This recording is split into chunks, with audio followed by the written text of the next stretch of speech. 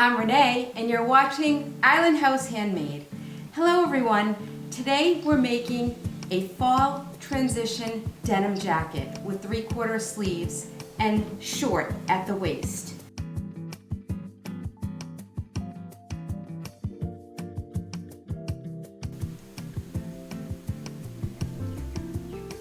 I'm going to use my Simplicity pattern. I used this to make the dress and it came out really nice. So I'm going to use this to make the denim jacket. It's going to be very simple, unlined, with just a bias binding and 4 buttons. Okay, so this is Simplicity 9473. So I have my pattern, denim gold top stitch thread, some marking tools, tape measure, rulers, French curve. I found in my stash of buttons these perfect gold buttons. These will be for the center front on the denim jacket. I also have these little ones that could be perfect for a sleeve. You can use snaps for the front of the project as well. I have scissors, pins, clips,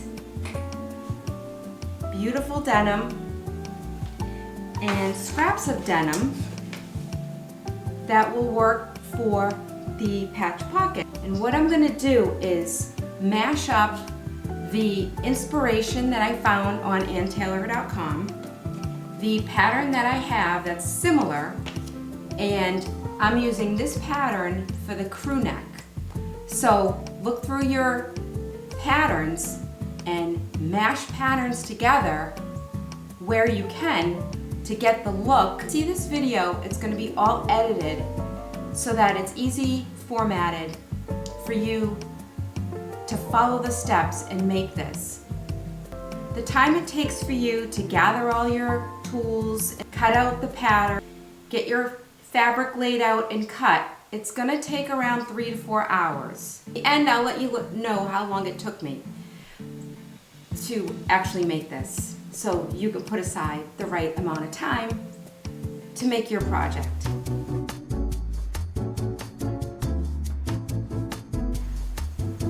I'd like to make this fall denim jacket. It has a crew neck with a little round edge. It has 4 buttons. It's very unconstructed, a little rounded curve, and the finish is like a worn down bias finish on the edge. Also, it has long sleeves and a patch pocket. The back of this jacket has a classic yoke and a flat back. The sleeve is a 2-piece sleeve, and what makes this look really good is the top stitch along the seams. So we're going to emulate that, but my pattern is going to have a princess seam for the fit and no yoke. And this is a long sleeve, and I think what we'll do today is make a 3/4 sleeve just for a little fall transition piece. Start by pressing all your paper pattern pieces. Lay up the sizes exactly, and you could see kind of through the paper. Then you just want to follow that crew neckline, and then you need a little overlap. Now for the front, to take away that shape, line up the dot here. So you want to line these up because that's your seam allowance where it's going to be sewn together. Straighten off the hem. Size 8, and you need to bring it where the hem on the jacket is and just match it, and that's where you're going to cut. So that's how you would correct this pattern. So now our sleeve has a similar curve, and all you need to do is when you cut, you're still going to follow the 5/8 seam allowance. You want to follow the hem line, just make a straight line, and then I'm cutting the size 8, which is this line here, and just go down. So that's where we're cutting, so we have a straight hem on the bottom. We're gonna take away this curve. The inspiration does not have a center back seam, it's just one flat piece. And the pattern has a center back seam. So we're going to put the back on fold, fabric on fold, because we don't want a center back seam on the jacket. This is your center back seam for the pattern piece. So you need to draw a line in 5/8 of an inch and fold it on that 5/8 of an inch seam allowance. And that's how you're going to place this on the fold. I have all my pieces cut out to my size 8. They're all pinned, and you need to follow the grain line, the arrow on the pattern paper, and line it up with your selvage or your folded edge so all the pieces are straight with the grain. On my front, I need to add 1 inch to each front side so that it overlaps, so that I have room for my button to catch. So I'm just going to take my ruler, line it up with my center edge here while I'm on the table, and just take my marking chalk and just go right over and draw it right on the fabric, and I'm going to cut it right along that new line. So that's a very easy fix that you could do if the pattern is just kissing. You need to add overlap and underlap so you can put the buttons. Then we need to cut the bias binding, the hem for the sleeve, all around the neckline and all around the bottom. All right, my pieces are cut, and I am going to start by sewing the seam on the sleeve. Now I think on the front seams and on the back seams, I'm only going to do a single needle top stitch. For my binding, I had an idea. I think I'm going to use the back side of the denim to give it a little contrast for that washed look. Okay, so my first step is done. So right sides together, I did my straight stitch and then my overlock. Now I'm going to press the seam towards the front. We're going to put the top stitch along that, and it's going to be just like you see in the stores. You should always press the thread in the seams flat. It sets the thread into the seam. Because we adjusted the pattern on this, there's a little fine tuning we need to do along the hem. When we took out the little curve on the sleeve and I added straight across, sewing it like that so the inseams match, but you have a little irregular shape on the hemline. Just trim that and blend it back to the edge, and then we'll bind it. Nice little 3/4 denim, shows your watch or your bracelet. This is your pair of sleeves. I'm going to go top stitch, I'll show you that, and then we can move on to the other pieces. I'm going to use my gold top stitch thread, a navy blue bobbin. It's going to be showing just on the inside the bobbin, and the only gold that you need is on the top stitch. Use size 16 needle, so for denim, this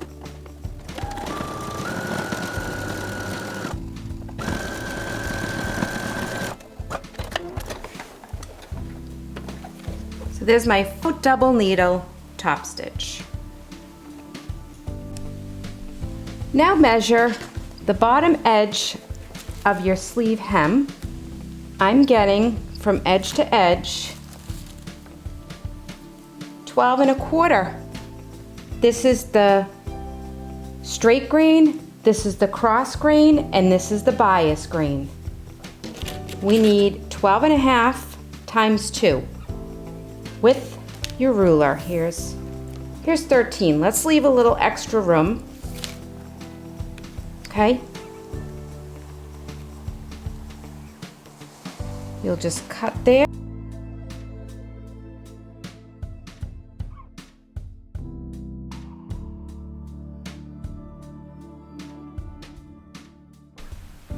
I'm using 2 inches of bias. Press it in half,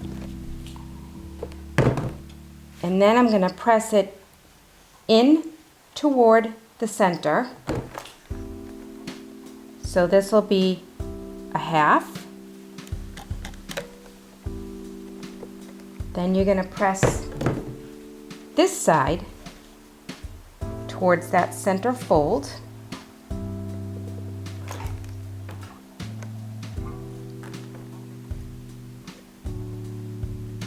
Press.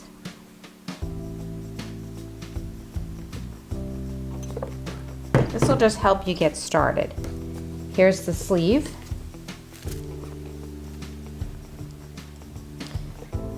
We're going to bind it with the opposing back side of the denim. Just make sure the sleeve edge is all the way into the center where you pressed.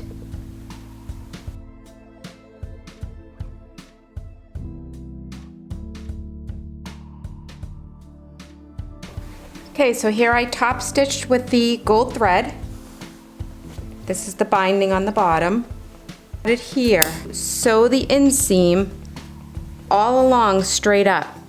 I have my front and my side fronts pinned. So here's my pair. I'm gonna go to the machine and sew my 1/2 inch seam allowance. And I have my back and my side backs pinned. When you sew anything with ease, like this bust, if you lay the ease portion flat on your sewing machine and pull, you shouldn't get any puckers. So that's just like a little industry tip. And once I sew the 1/2 inch, I'm going to overlock and I'm going to top stitch back princess seams towards the center.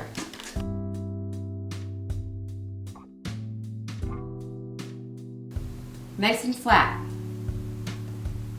Then add the top stitch. Always press as you go, so you can see it's coming together. You see that overlap we gave it for the buttons. It's starting to look really nice. We're going to have the top stitch here. We have to curve this off so that we can be just like the inspiration photo. Pin magnet, and I'm just going to take the curved edge and just use my chalk and just draw a nice little round shape and trim it. Okay, let's go put the top stitch on. Next, measure your binding length, flat on the table. Measure flat, shoulder seam, walk your tape along the very edge to shoulder seam. Here I get 10 1/4.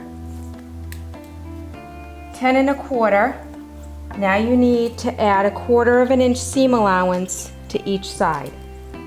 So 10 1/4 plus 1/2 equals 10 3/4 back, neck, bias. Next, measure from shoulder seam along the front.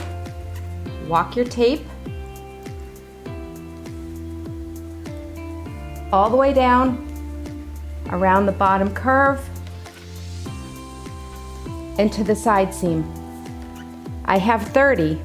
I want to add 1/4 on each end for seam allowance. So I'm going to cut 30 1/2 inches. 30 1/2 inches times 2 for front bias, and measure your back from side seam to side seam. And I'm getting 15, and I'm going to add 1/4 and 1/4, so I need 15 1/2 inches.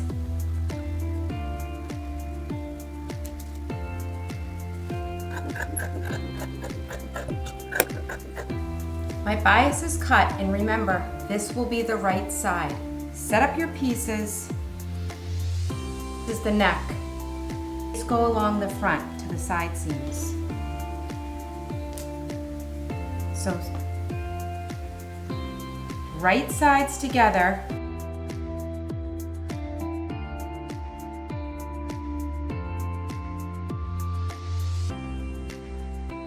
Before you sew it all on, after you sew the seams, double check that the binding fits. Match your seams at the shoulder, bring it along the front, make sure it fits, and then start at the side seams where the seam is, and just double check that your back fits.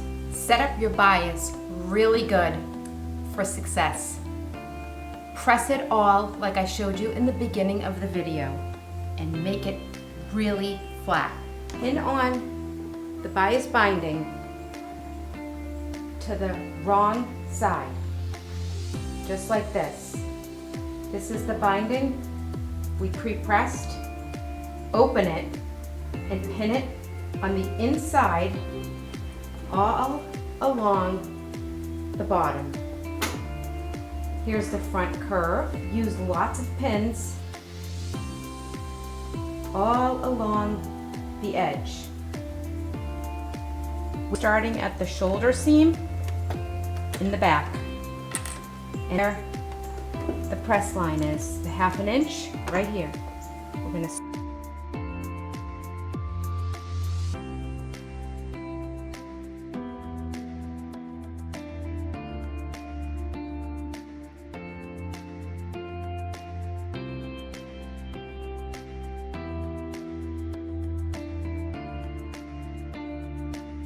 From the outside, you will just see your stitch, 1/2 inch.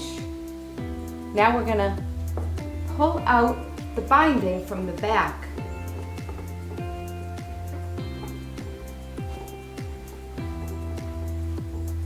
And now you're gonna fold it just like that. And it's already pre-pressed, so put your pins on the seams where you have the seam on the binding. Trim out some of the extra from the inside to make it easier to sew over all this seam allowance. Hammer it down and set up all your seams, and then just put a clip. I'm using a foot with a guide. You have to go very slow when you're sewing. So let's just take it a little bit at a time.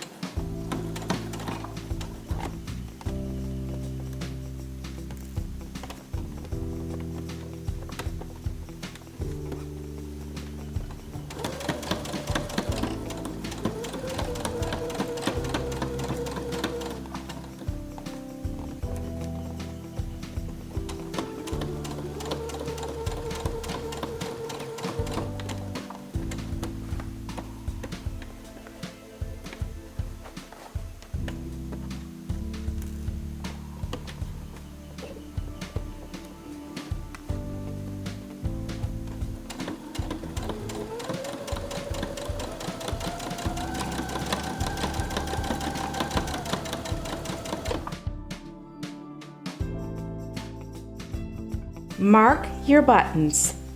My spacing is going to be 3 3/4. Now put in the pin through both layers, and we're going to mark.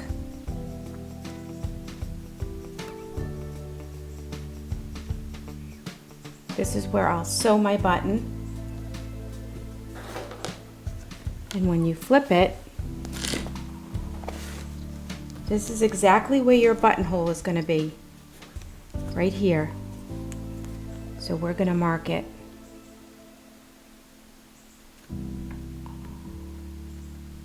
As close to that pin as you can.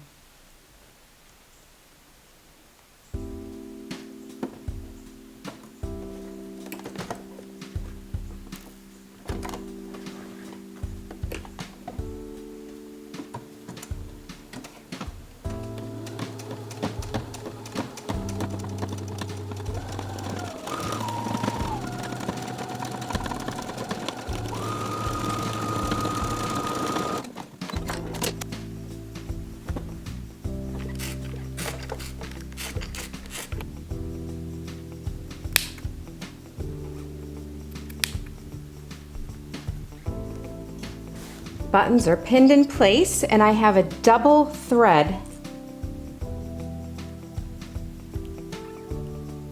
I'm going to start sewing from the front.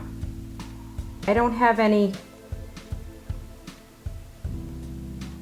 thread showing the end of the thread at the back.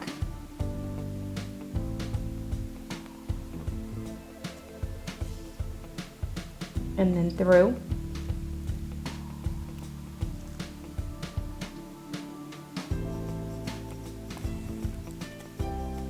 And do that 3 or 4 times.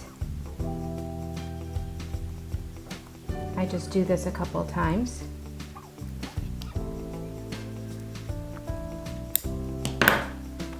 Very clean on the inside. This jacket turned out absolutely beautiful.